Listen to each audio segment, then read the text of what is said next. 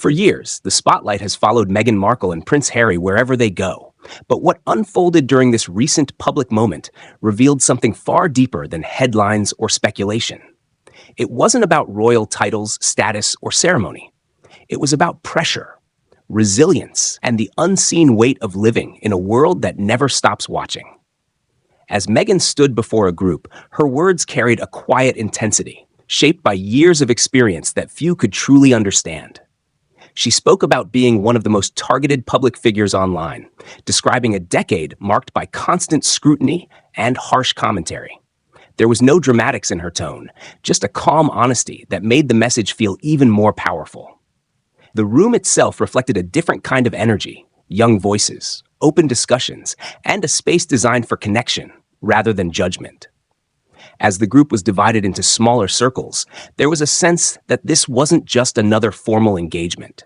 It felt personal. When Meghan and Harry moved into separate groups, even a lighthearted remark about whether it was a competition carried a deeper undertone, almost highlighting how often their actions are compared, analyzed, and measured against each other in the public eye. Yet here, the focus shifted away from that narrative and towards something more meaningful: listening. Harry, known for his growing involvement in mental health advocacy, leaned into the conversation with a thoughtful approach. Instead of offering ready-made answers, he asked questions. Real questions. What do young people actually need?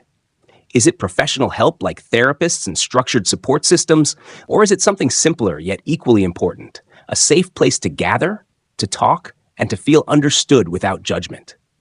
His tone suggested curiosity rather than authority, signaling a shift from speaking to listening. It was a reminder that sometimes solutions don't come from institutions alone, but from creating spaces where people feel seen. As the discussion deepened, themes of accessibility and support began to emerge. The reality that resources like mental health professionals are often limited, sometimes available only once a week, highlighted a gap that many communities continue to face. Long waiting times, lack of consistent access, and the stigma attached to seeking help all contribute to a system that doesn't always meet the needs of those it aims to serve. Yet within that challenge, there was also a sense of awareness growing. Conversations like these, even in small groups, can plant the seeds for change. The topic of social media soon entered the discussion, bringing with it a complex mix of opportunity and concern. Harry reflected on how some countries have begun taking steps to regulate digital spaces, including introducing restrictions aimed at protecting younger users. While these measures signal progress, they also raise important questions. Should the burden fall on individuals to step away, or should platforms themselves be designed to ensure safety from the start? The idea that young people might be excluded from digital spaces rather than protected within them struck a chord. It highlighted a broader issue: accountability. Meghan's perspective added another layer to the conversation. Drawing from her own experiences, she spoke about the nature of online environments, describing how negativity can sometimes be amplified in ways that feel overwhelming. Yet her message wasn't rooted in discouragement. Instead, it focused on resilience. She acknowledged that while external systems may not change overnight, individuals can still find strength within themselves and within supportive communities. It was a delicate balance, recognizing the reality of the challenges while encouraging a path forward. One of the most powerful moments came when she shared a simple yet meaningful message, a reminder to continue being kind, to stay true to oneself, and to bring light into spaces that often feel heavy.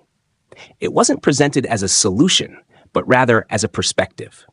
For those listening, especially young individuals navigating their own struggles, the message carried weight. It didn't dismiss the difficulty of their experiences. Instead, it acknowledged them while offering a sense of hope. The conversation also touched on the emotional impact of modern life, how feelings of anxiety, isolation, and even the struggle to get through a single day can become part of someone's reality. These weren't abstract ideas. They were real experiences shared within the group. And in that shared space, something important happened. The act of speaking, of being heard, began to break down the sense of isolation that often accompanies such feelings. It reinforced the idea that connection itself can be a powerful form of support. As the session continued, the focus shifted slightly towards sustainability, how support systems can continue beyond moments of crisis. There was recognition that while immediate responses to challenges are important, long-term solutions require consistent effort, funding, and commitment. Without that, even the most impactful initiatives risk fading over time. This perspective brought a practical dimension to the discussion, reminding everyone that meaningful change is not just about ideas, but about implementation. Toward the end of the gathering, the atmosphere softened. Cameras reappeared, brief moments were captured, and the formality of the event returned. But something had shifted.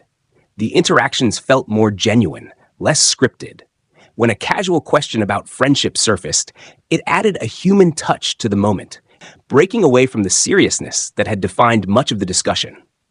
It was a reminder that beyond roles and responsibilities, these are individuals navigating their own journeys.